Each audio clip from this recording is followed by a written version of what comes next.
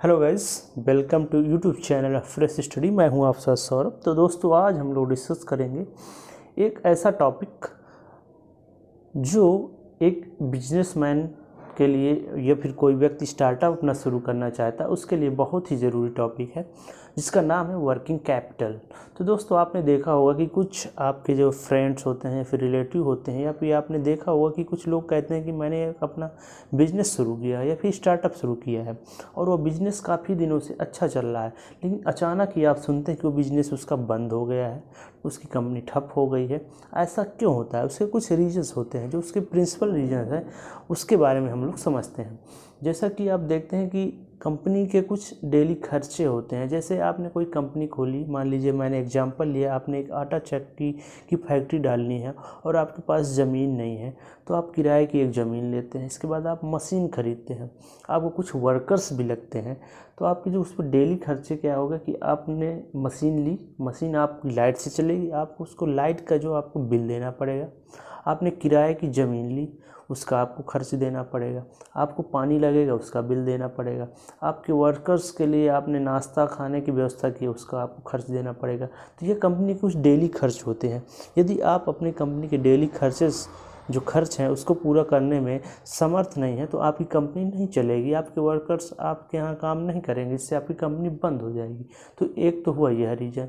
दूसरा क्या है कि आपकी कंपनी जो है, आपने जो स्टार्टअप शुरू किया है उसके लिए आपके पास फंड तो बहुत ज़्यादा है, लेकिन आपकी कंपनी ग्रो नहीं हो रही है। आप अपने जो वर्कर्स हैं उनका जो वेतन है उसको आप समय से नहीं दे पा रहे हैं, जिससे आपके वर्कर्स आपसे खुश नहीं रहते और आपकी कंपनी छोड़ के चले जाते हैं। तो यह एक दूसरा रीज़न हो गया।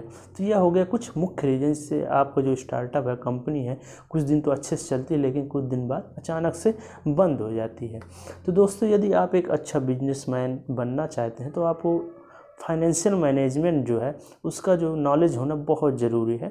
उसी के अंतर्गत आता है वर्किंग कैपिटल। तो दोस्तों, आज हम जानेंगे कि वर्किंग कैपिटल क्या होता है और किसी बिजनेस या स्टार्टअप को शुरू करने में ये हमारी कैसे सहायता करता है। तो चलिए दोस्तों, आज समझते हैं वर्किंग कैपिटल के बारे में।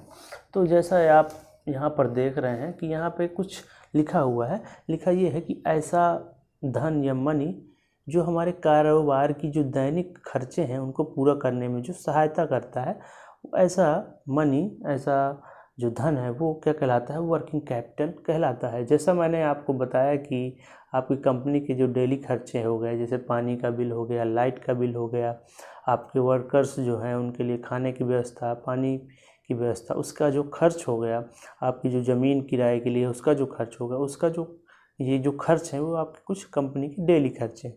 तो इनको पूरा करने के लिए आपको कुछ मनी सेव रखनी पड़ती है, जिससे आपका बिजनेस ग्रो करता है, चलता रहता है। आपकी जो दैनिक समस्याएं हैं उनको आप सॉल्व करते रहते हैं। तो इन समस्याओं को सॉल्व करने के लिए या फिर दैनिक जो खर्चे हैं इनको जो पूरा करने के लिए आप वर्किंग कैपिटल जो सेविंग किए होते हैं उसी के थ्रू आप एक अपना बिजनेस शुरू कर सकते हैं या फिर बिजनेस को ग्रो कर सकते हैं।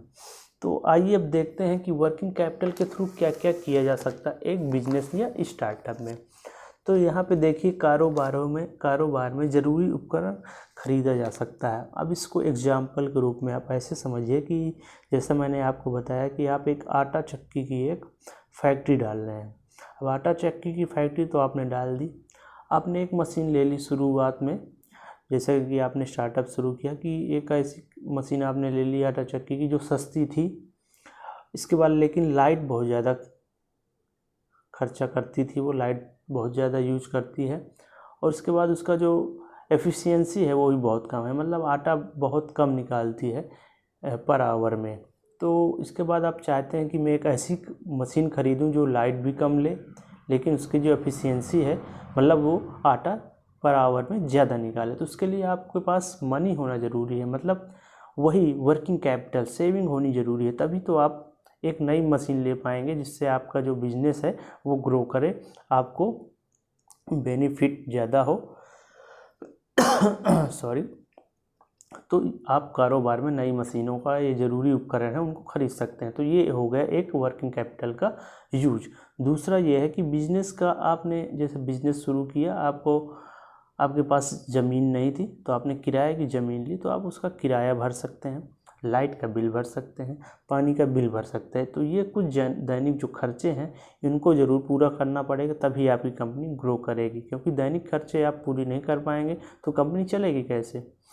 तीसरा क्या है कि जैसे कि आपके वर्कर्स खुश रहें तो आपने उनके लिए खाने की व्यवस्था, पानी पीने की व्यवस्था, ये सारी चीज़ें आप उनके लिए ध्यान रखते हैं कि हमारे वर्कर्स कैसे खुश रखें, जिससे वो ज़्यादा से ज़्यादा काम कर सकें, जिससे हमारी कंपनी डेली ग्रो करती जाए।